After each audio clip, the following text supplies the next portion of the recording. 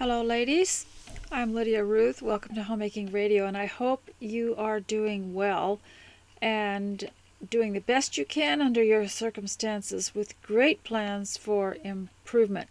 Before I go any further, please go to the link in the description box below this video and go to the page on which I have posted the video so that you can see the other things that go with it, and maybe some pictures around the manse and maybe some links that I mentioned or other things that you might need to know that I spoke of during this broadcast. And today I'd like to welcome you if you're new, and I also like to welcome you if you've been here for a while. I'm going to talk about a number of things, but this is designed for you to work while you listen. I hope more homemakers will do this, or not just homemakers, but I listen to audiobooks and I listen to other things while I work. And so I hope to first of all read to you out of another one of these books that I got from the dollar store maybe 15 or 20 years ago. And this one's called Afternoon Tea, and there were about 10 of them, I think, and I got them all at the time. I thought I would be giving them away as gifts, and I did give some away, but I think I kept one copy of each, and they seem to be made by the same person. And it's from the Clever Factory Incorporated in Nashville, Tennessee. Now I will include that in the post, so you can go and see if you can find one like this, and I'll include a picture too. And she has a little section here called the health benefits of tea, and I'd like to read this to you. Now, tea can be anything. Sometimes I recommend picking some blackberries, pouring hot water over them, and drinking it with a little honey, or anything that you like. So she has a list of things that are beneficial for tea in here, and then she also has a few recipes for food, and she has how to have your own afternoon tea with friends. And I have been to some that didn't even serve tea, but they called it a tea. And what to wear, very interesting how she makes a point of saying, make sure that you are properly dressed. Choose casual but still nice clothes for a casual tea. And you know, ladies, to begin your day, I think it's always good to get ready, to get dressed, at least get yourself ready. It gives you some kind of a beginning, and can be very stabilizing to your thinking, and at least get you pointed in some direction. And of course, the next thing is to make a list. And I always like to make a list of things I must do, and then things that I want to do, so that I've got something that I can, I guess, reward myself with. I'd also like to read to you of some poetry from an old book, and the cover has disappeared. What we called the flyleaf cover has disappeared, but it's called A Bouquet of Flowers, and it's an old book that I have that has all the old clip art in it. And there was a little poem here I thought I would read to you. It says here, "The pedigree of honey does not concern the bee. A clover any time to him is aristocracy." Now, I want to talk to you about how to read that, and I will try to put that in the post so you can read it yourself. Where there is no comma, even though the verses are arranged in order and rhyme, you don't necessarily stop at the end of a rhyme. If there is no comma, you don't. That's an indication to pause. But this is how it would read if you didn't pay attention to the punctuation. And you have to admit it's rather awkward. The pedigree of honey does not concern the bee. A clover any time to him is aristocracy. Now you have to understand that really the way I taught it in homeschool was the way that I had been taught many years ago by other people who read poetry. And this is how it's supposed to sound because of the punctuation. The pedigree of honey does not concern the bee. There's a bit of punctuation there, so you have to pause. A clover anytime to him is aristocracy, but it's written in a form that makes where the rhyming words are at the end, and so it's always tempting to read it according to the line rather than to the sentence. Now, I do have another poem to read to you to show you an example, and you could practice this yourself by just looking at the sentence. This has always been one of my favorite poems, and I will probably launch into an explanation of why I like it. Okay, this is called Change and Growth, or in some books it's called Patience, and sometimes it's called Patiently Thought by Thought. But I've known it for a long time, and I'd like you to listen to it because it teaches us, especially if you're a mother of children, that sometimes learning something is going to take time. Just because you tell them something or you command something doesn't mean that it will gel. And you don't want to make your children, you don't want to hurt their brains so much that they are stunned by you wanting them to learn something or do something, and they're more frightened of your reaction than they are of trying to get the learning in their mind. And sometimes I think we get too impatient and we want immediate results, whether it's in homeschooling or whether it's just in cooperation at home. We want immediate results without realizing that although they may be very compliant, they might be compliant just to avoid unpleasantness, so they don't really learn the lesson. So this is an interesting concept here about how things take a little bit of time to gel, and with all of us too, even those of us who are vital. Patiently, thought by thought, old habits are untaught. We watch but cannot see the seed invisibly become the oak or pine or warm falling fruit vine. You see how I had to read that as a whole sentence, even though it rhymed?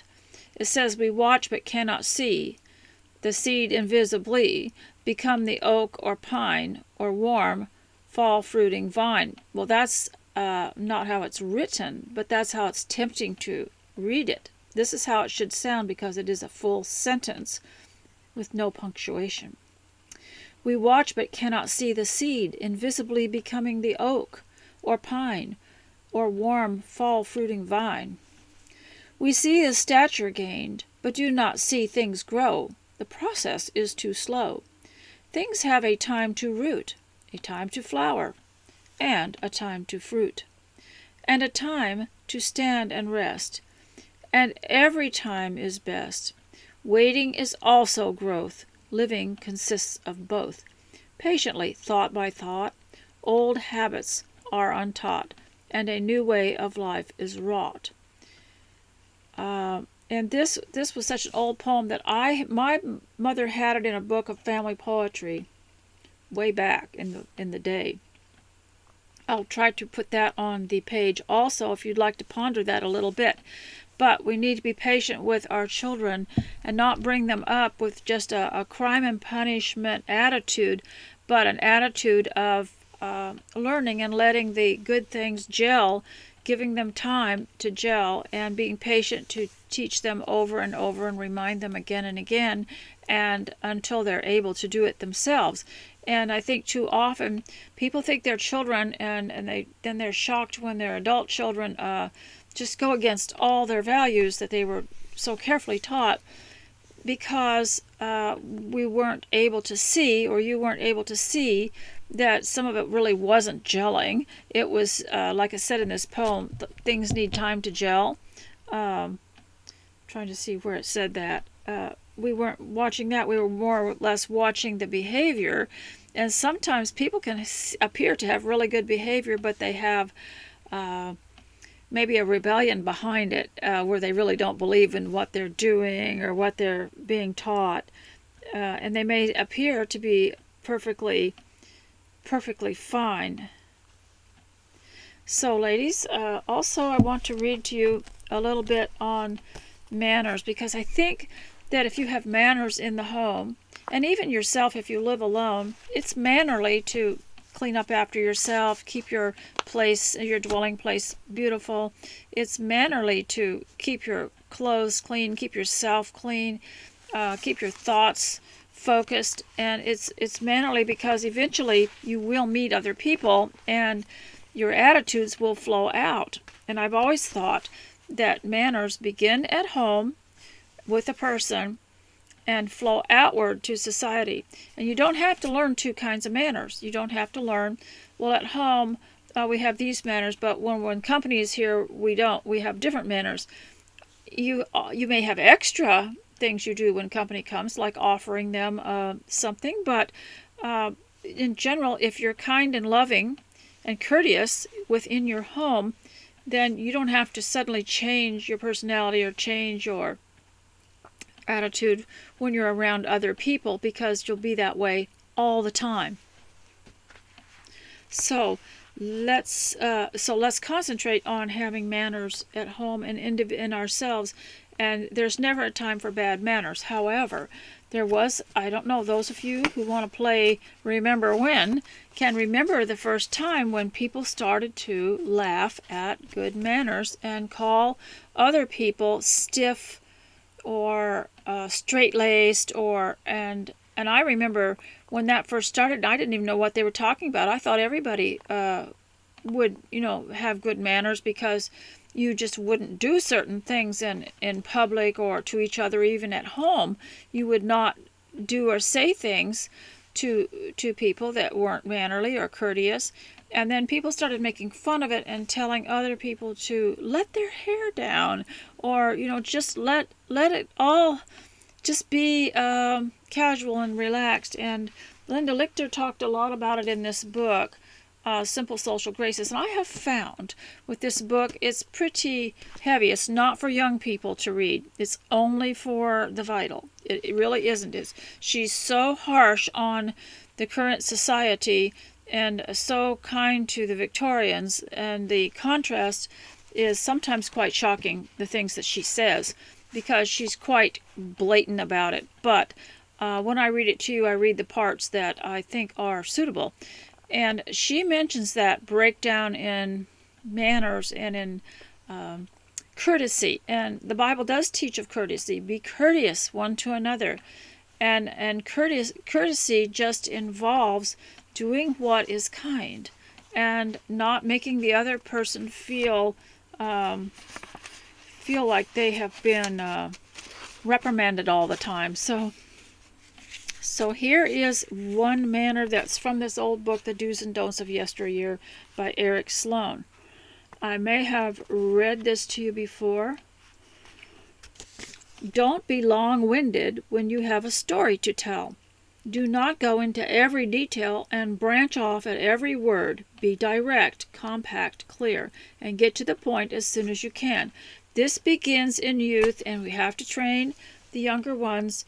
If you ask them something, have them learn what to say by telling them, now what you need to say is this, after they have, because if you want to get someone's attention, one of the problems with really young people is they want to tell you something, but they spend a lot of time building up to tell you, and the mother or the friend or whoever it is has to get busy, has to walk off or something, and you have to stop and say, look, if you want to get my attention, you have to figure out what to say right away to make me realize I have to pay attention. And so you don't go on and on and on about, if you're going to tell a certain thing or a point, you don't go on and on about telling about the day before and the day before and then leading up to this point unless it's really, really important.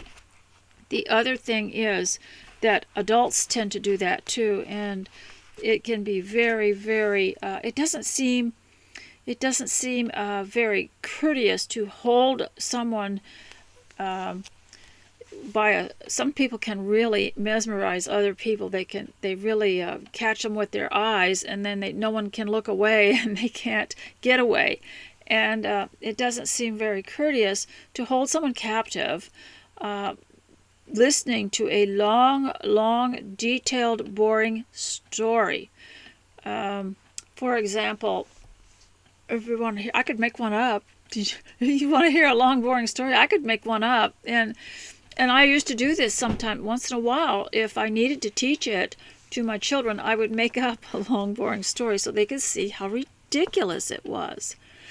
As I was going to feed the sheep the other day, I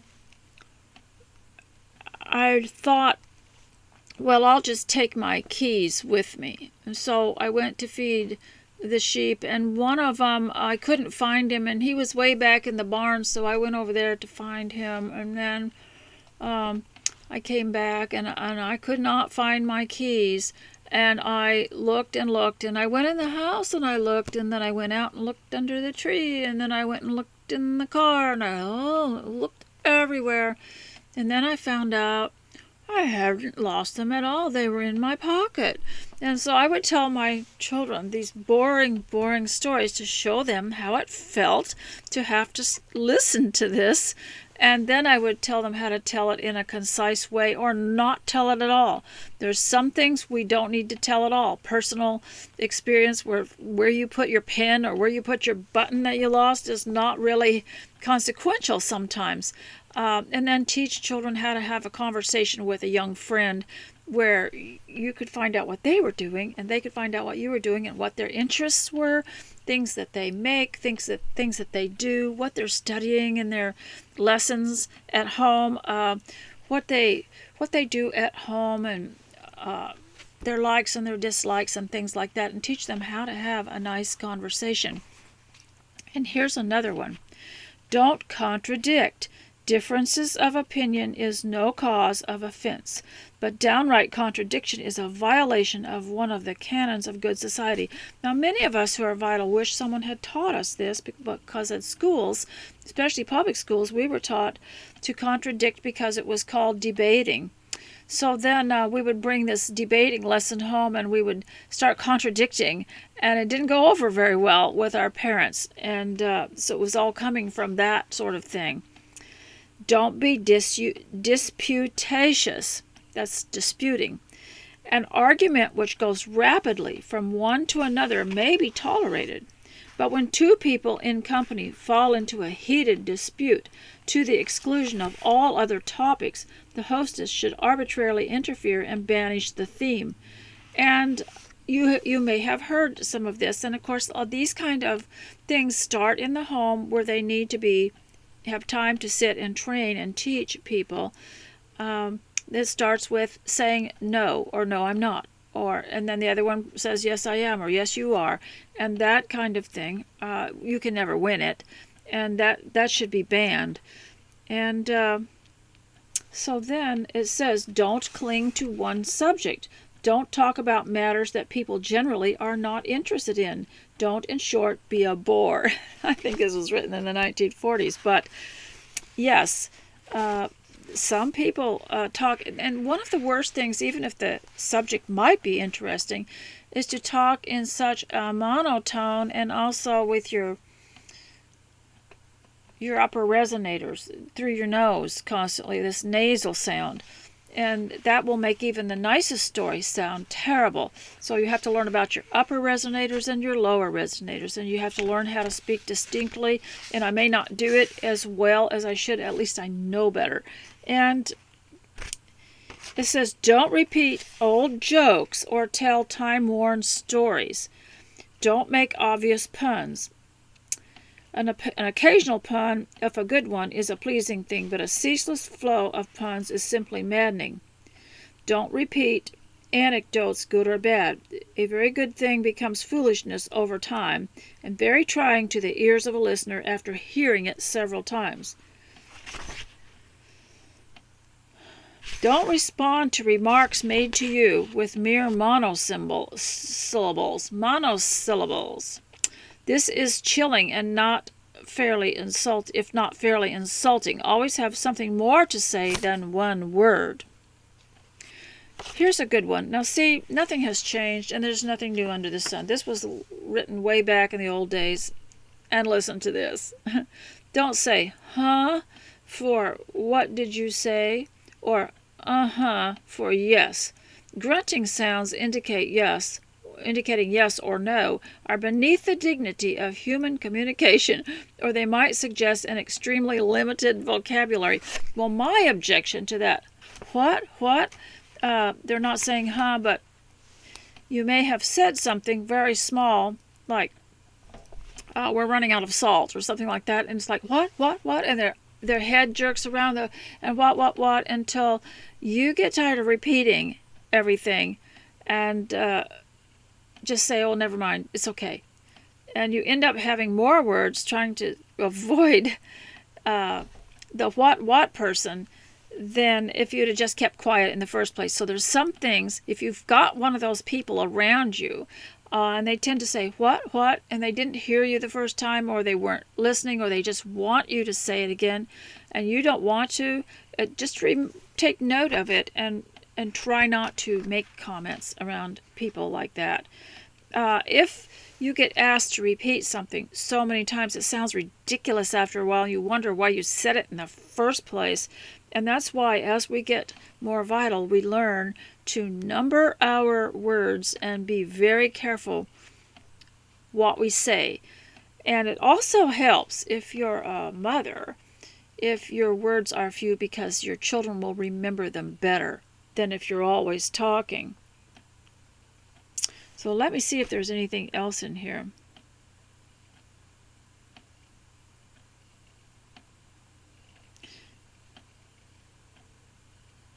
Okay, so I'll read more out of that to you later.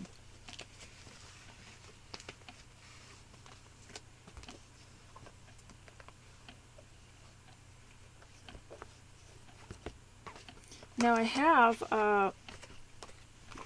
another book here that I'd like to read to you out of.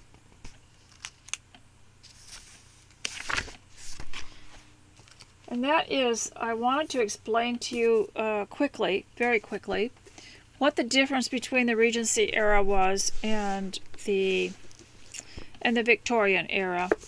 I know people that are really crazy about the Jane Austen novels and the Jane Austen costumes and the movies that came out, just love that era. And that came before the Victorians. And this is what this book was written about, that I often read out of. And someday I'll show you how to make some lessons and classes out of it.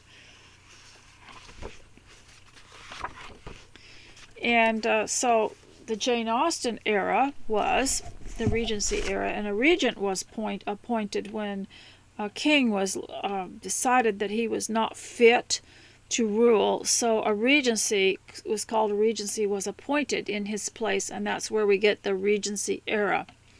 And the way I understood it is that the regent that was appointed really wanted the English farmer to come up in the world as someone who was very important, and to be a gentleman farmer was very appealing, the country farm. And so the Regency era was from 1795 to 1837, and I suppose that would be approximately. And so that would be the area, 1785. That was when George Washington, he was president from 1789 to 1797, approximately in that era. So George Washington delivered the first State of the Union address on January 8, 1790. So that was generally the Regency era. And the Regency era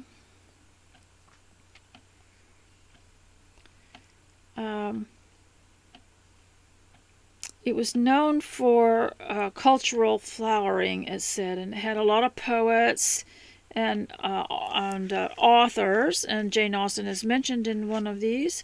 And there is a book or an article you can read called A Walk Through the Regency Era, and it tells all about the arts and the culture and the activities, the foods, etc. So then, after that was the Victorian era. Now the Regency era, once again, was approximately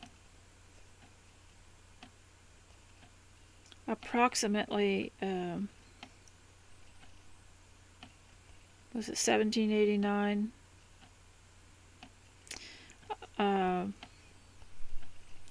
Approximately 1795 to 1837, and it was just at the end of George Washington's presidency. So that was when Jane Austen was born, around that time. I don't have the exact date right now.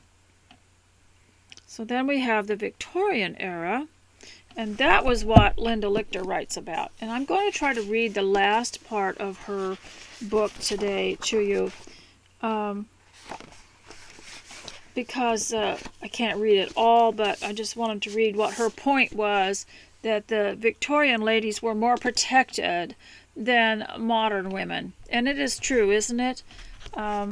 Because generally women were considered, they were respected. And of course we have to realize that our behavior goes along with the kind of respect that we get, I suppose. But there are some people that respect no one. We know that. And so the Victorian era spans the 63 years of Queen Victoria's reign over Great Britain and Ireland from 1837 until her death in 1901. It was a time of great power and wealth for Britain as it expanded its empire across the globe. Now, I have often mentioned Elizabeth Gaskell in her book, Wives and Daughters.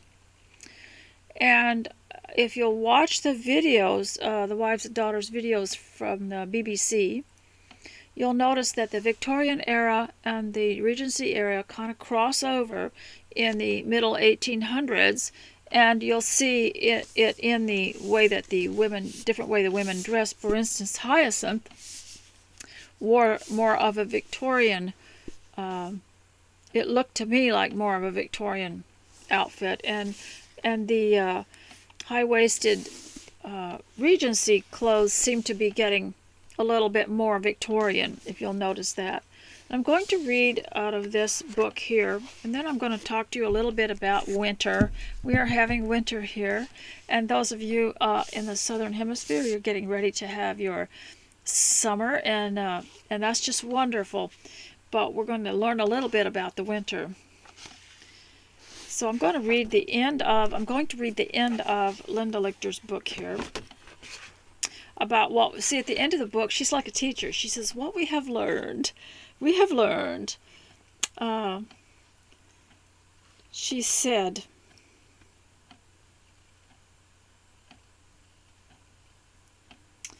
and she mentions the little niceties and the little rituals. And I remember one time I had been talking to you about pressing flowers and making little place cards and placemats and things like that. And when we lose our traditions, like eating at the table or with a plate, then a lot of these things become obsolete or unnecessary, or even seem silly, and we lose some of the niceties that give us refinement. So family values need that home to flourish as plants need nourishing soil. Our homes and the women who make them must once again have the dignity they deserve. What makes a home? The very intangibles we have shrugged off and cut corners on until we bled dry the very essence of the Victorian home. Those little niceties, the frills, the rituals, even the chores, gave the home a deeply emotional sense of place, not just a label or an address. It can't be restored by the tax cuts touted by the conservatives or liberal calls for expanded daycare. We have learned the hard way that home is more than another institution, as parenthood is more than a role. It was the sovereign solidarity of the Victorian home that strengthened and linked individuals, communities, and the country. The 20th century tried and failed to trade that strength and the effort it entails for the easy mass consumption that stuffed the home with material goods while stripping its soul. financial prosperity alone cannot create or sustain healthy homes or sound nations. Now, this is one of the things you're all probably talking about or noticing, is that not one in any election, even if it's a city or state election, nobody ever mentions the breakdown of the home. Nobody ever mentions the problem with the social services and kids being brought up and shift from home to home in the social services, foster home, their solution, their system. And nobody ever mentions trying to keep families together. None of them are mentioning that. All they do is talk about, are you better off financially, now than you were so many years ago? And nobody really mentions some of these other things that are a huge problem. One of them is our families and grown children being lured away by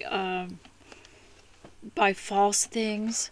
And there are even more videos now on the estranged parent, kids that have just left their parents and not contacted them ever again.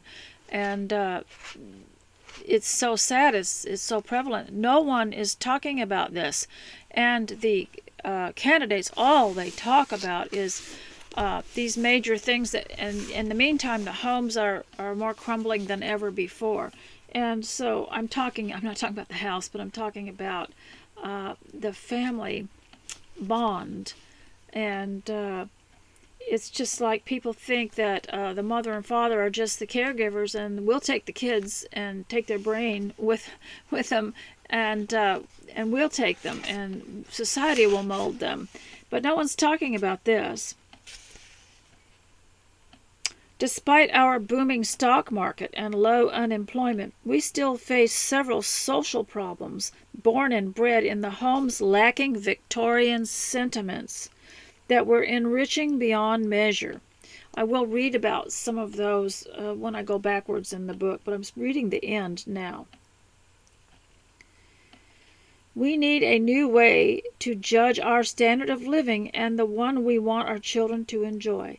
And that is why I say you tell your children every day why you're here, what we're doing, what our family's values are, and what that you're here to protect them and to help them in their future, and that you hope that they will help you in your future, and you stay bonded and true to those values. And they can be anything like, the family as a unit, not letting other people come in and bring in new habits and bad jokes and bad attitudes. And so there is nothing wrong with giving.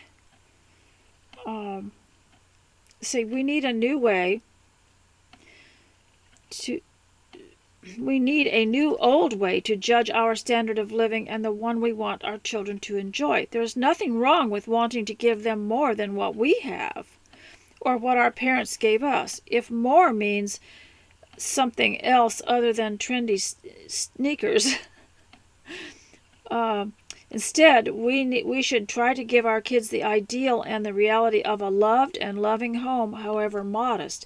This is as precious and life-giving, and one they can pass on to their own children, so that they can make a family life anywhere.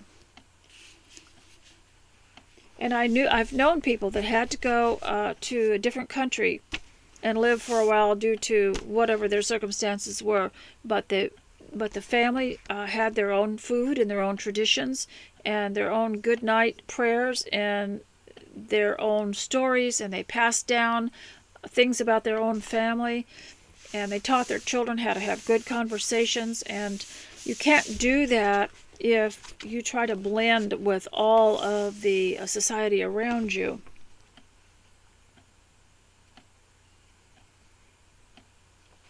Consider this book not an end, but a hopeful beginning. And there is hope. Several months ago, I received a thank you note for a gift I sent to a member of Generation X. As if her uncommon courtesy weren't sufficiently shocking, her monogrammed off-white paper would meet even Edith Wharton's standards. Real success will come the day we notice such gestures by their absence, not by their presence. The progress won't be gauged by declining rates of crime or, and she just lists a whole bunch of other statistics. There will be naturally follow when we fully reclaim the legacy we have started borrowing piecemeal. Yes, we can go home again, and not just to the hearth, but to the art of love and the art of civilized living. We have a lot of broken windows to fix, and there are long rotting timbers beneath our shaking foundation, but history has given us the tools to do this job, and all we need is the courage to use them. No, our world won't be perfect, but courtesy will be common. You know that even if your house burns down and you end up living temporarily somewhere that's not so comfortable, you can still be polite. You can still be kind in whatever circumstance. You can still be clean. You can still make it as pleasant as possible under the circumstances. And it doesn't give you, people will excuse you and they'll say, well, their house just burned down, so yeah, their tempers are flaring. You don't have to do that. I've heard too many stories about women who were brought up, women who are vital now, who were brought up in a day when you, whatever the circumstances were, you never said a foul word. You never condemned anyone. You never went into a mood. You just brought up your strength from somewhere within, and you tackled the job, and you tried to make it pleasant for everybody else, and you tried to make everyone else comfortable, and did the best you possibly could. And you didn't sit out anywhere waiting for help. You always figured out how to help yourself as best you could till maybe you got reinforcements. And love will be our favorite four-letter word, and home will be sweet once again. People will be more sentimental than cynical. Beauty and grace will be noble pursuits that are real, not impossible. We can get there from here. Ralph Waldo Emerson said, now just don't pay attention to any of these poets. Poets are so silly, as was said in The Quiet Man. Poets are so silly. So anyway, this is what he said. We are already plenty discontented. He says, a healthy discontent is the first step to progress. Well, that was the way the moderns of that era. Now, Victorian era, it mentioned on one of these descriptions of the Victorian era, was the start of some of this modern thinking to break loose of all the chains of civility, the chains of politeness, which put so much burden on the rest of us to say the right thing and do the right thing. And they were trying to break free of that. And there was always a battle going on between the people that wanted to keep the manners and keep the niceties going on. So he said, a healthy discontent is the first step to progress.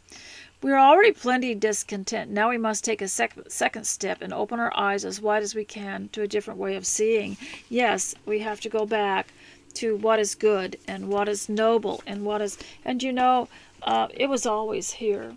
It was always in this book here, the Word of God. And I've read this to you so many times, and it's in Philippians.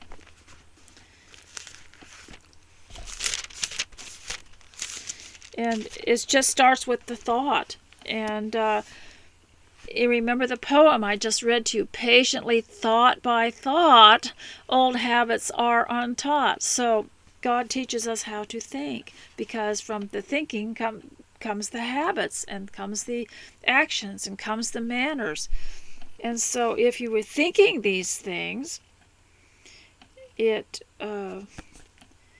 would mean that naturally coming forth from the mind and from the thoughts would be the nice actions and the kindness, and also even elegance and refinement and just a softness. Finally, whatever is true, whatever is honorable, whatever is just, whatever is pure, whatever is lovely, whatever is commendable, if there is any excellence, if there is anything worthy of praise, think on these things. And what you have heard and learned and received and seen in me, practice these things, and the God of peace will be with you. Well, we live in a nervous world. It's always been that way, but I think we're feeling it very keenly now.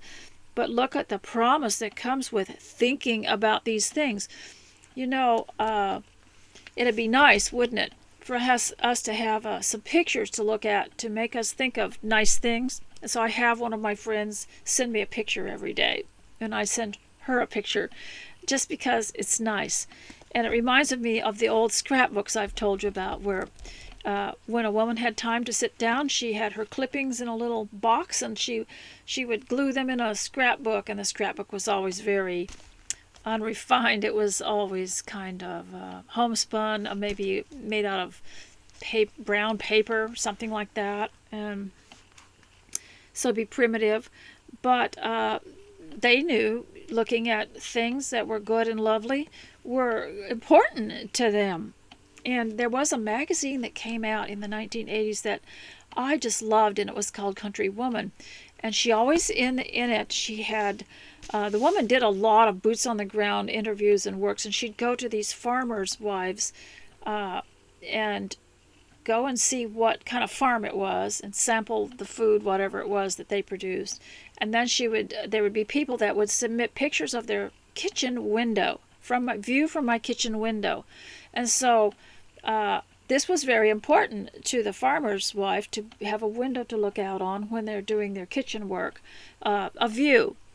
And so whatever's true, honorable, just, pure, lovely, and commendable, if there's any excellence, anything worthy of praise, think about these things. You have to click your mind back to those things in order to get yourself away from the stress. And it says here, if you practice these things, and the God of peace will be with you. So if you want to have less stress, try focusing on that. And that would be fun to write that out in fancy letters and put it on your refrigerator or just in your notebook, and think about those things. So whenever you hear something distressing, go to think about the most lovely thing that you can.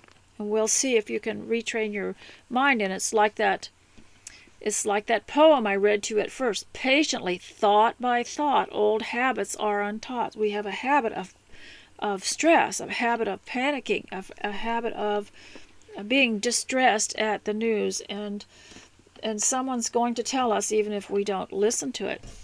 Now, with the remaining time that I have, I'd like to talk about winter and how to make it more friendly.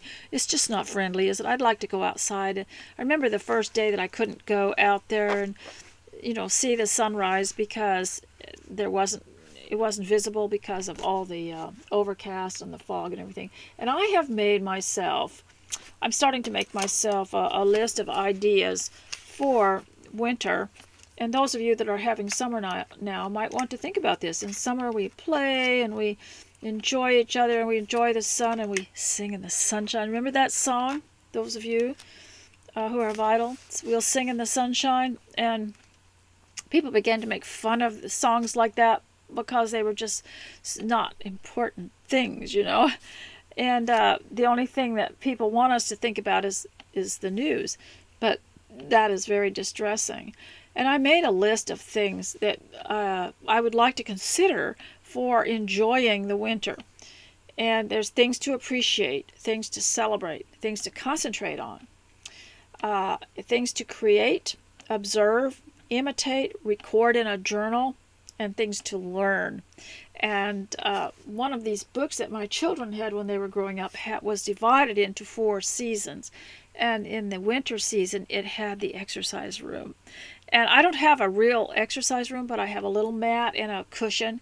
And I go somewhere quiet and say I'm going to my exercise room. And I put on my little video and watch some exercise on the web that's illustrated, and have that as just like a distinct time, just like I have my reading time. And just like I have my letter writing time or sewing time, and write all these things down as to things that need to be done. I want to make little booklets for all of my children and grandchildren, and I want to create. Do you remember I created fog fashion, and we had fog food, and we had fog all kinds of activities during the fog season because we have heavy fog here sometimes. And well, this year I would like to do rain fashion, and I'd like to do things, foods like you can always find the winter foods, you can always find those, but rainy day foods, let's think about that. That'd be something to think about. And also activities.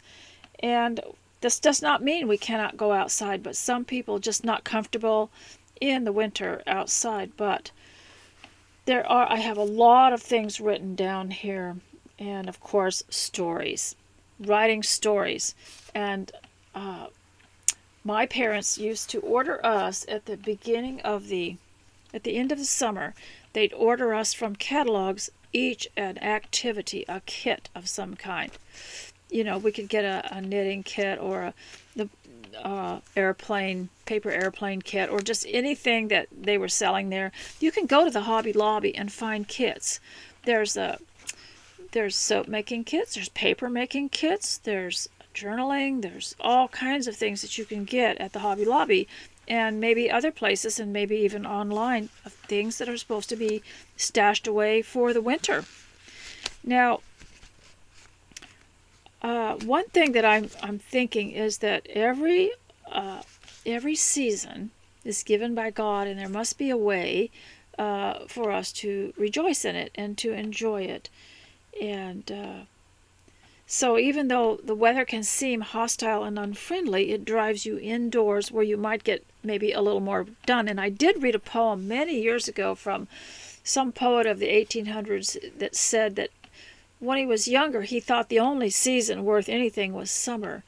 But now, when he became older, he thought that winter was the season. That was the time when he got into books or whittling or other things that he enjoyed doing, and he just thought that it was the best thing. I would hope one day we would feel that way, but of course we all do like to get out. So I would suggest also to dress up every day this winter, and I plan on making a planning sheet for sewing for the home or for clothing and for winter.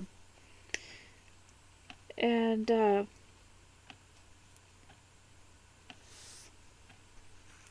you remember, I want to play Remember When again. I wanted to know if any of you remembered when people had their own cup or bowl or dish. Back in the olden days, many of us had our own cup, bowl, or dish. It might have even been something given to us by someone, and so that was ours. That was the one that was given to us. And maybe that was why it didn't seem like we had so much to do. And you wash your own cup and your own dish. But I remember when people had their own stuff. Now that sounds strange to some of you. But if you remember back in the Old Testament, Benjamin's cup that was left in a sack of grain, and it was his cup. Why would he have a cup? Because people carried their own cups. Sometimes it was a loop in a belt. The belt was put through the handle of the cup, and people just had their own stuff. And I was thinking about that the other day. It was kind of like camping, isn't it? Everybody has their own stuff.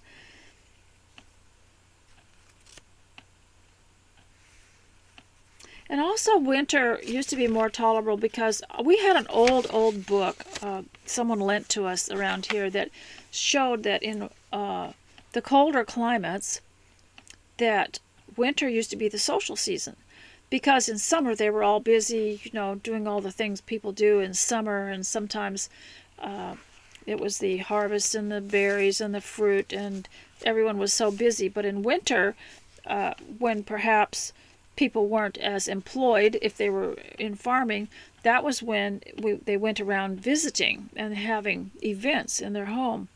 Well, we don't do that so much anymore, but we can do other things to fill up the time.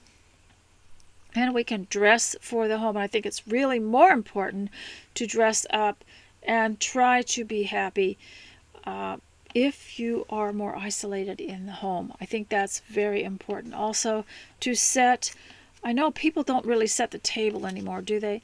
But to try and keep that, it's like Linda Lichter said, we have to keep some of these niceties alive, but try and set a table setting or two for whoever's in your house. Learn to set the table.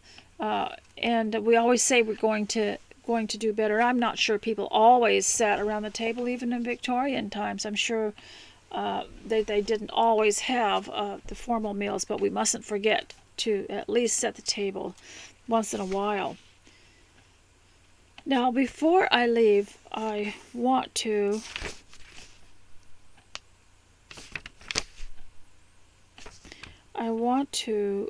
talk to you about how the Bible and the Constitution, although they both claim, that this will give you freedom and peace and all those good things, they won't if they're not used, if they're not enacted, if they're not, if the laws in them are not carried out. And that's why I always encourage people to learn how to use it, how to translate it into your life, and then back forth into someone else's life, or into the life around you, or into making your home a better place.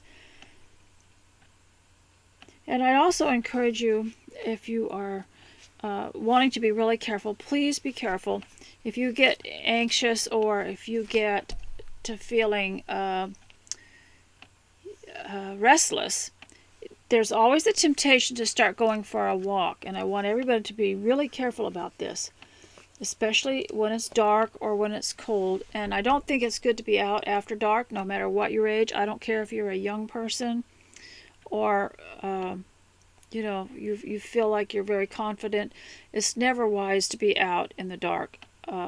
So if you're going to go for a walk, be very careful not to go too far away from your house. If possible, walk around the area of your house and not too far, because it's very, very easy to get disoriented, and there's just too many people that kind of wander off and get lost. And so really train your children to stay close to home and stay with them all the time. And if they say, I want to go out, or I want to go for a walk, don't just let them go out. Go with them. And it's the same with anything you do if you're raising children. Don't just hand them a movie or a book to read. Read it with them and discuss it and tell them what it is about, because they can always draw wrong conclusions. So ladies, I hope that this has been beneficial to you. Let me check around and see if there's anything else I needed to tell you. The Regency era is just as admired as the Victorian era. And I will read one more thing out of Brian Kozlowski's book. Remember, Jane Austen came around the time of George Washington. And I think she died about the time the Victorian era began.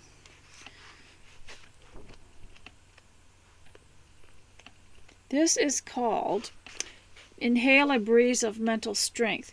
Now, I never liked the smell of lavender, but occasionally when I was growing up, I'd run across a book, an old book or something that had something in it, like a piece of paper or a bookmark or something, piece of cloth that had that scent of lavender in it. So, but I never really liked it myself. And what I discovered is when I started growing it, that smells much different. So it's a lot more pleasant. So I'm going to read his, he has a little section on stress called the mind-body connection. And the scriptures know the mind-body connection too, because what I read to you from Philippians 4:8 shows that mind-body connection, your thoughts, and how important it is to have those good thoughts. The good thought, think of nice things, think of good things. because they also help your health. When you're thinking fearful thoughts or depressing thoughts, you can feel your breathing change. You can feel it even restricts your movements and your muscles and everything else. And so that's why it's more important. You can do all the exercises in the world. You can even do stress-releasing exercises. It won't do you any good if you don't get in the habit of thinking on things that are good and lovely. And that reminds me of that first poem I read, Patiently Thought by Thought. But old habits are untaught. And the way you do it is when you are thinking a fearful thought, especially about the news, you quickly substitute it with a good thought. Inhale a breeze of mental strength, he says. And he talks about they had these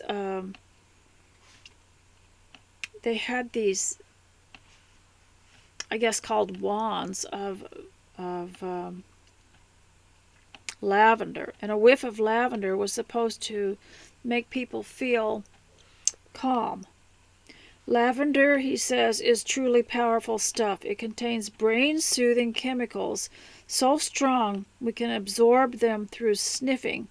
Inhalation is one of the best ways to get something quickly to the bloodstream.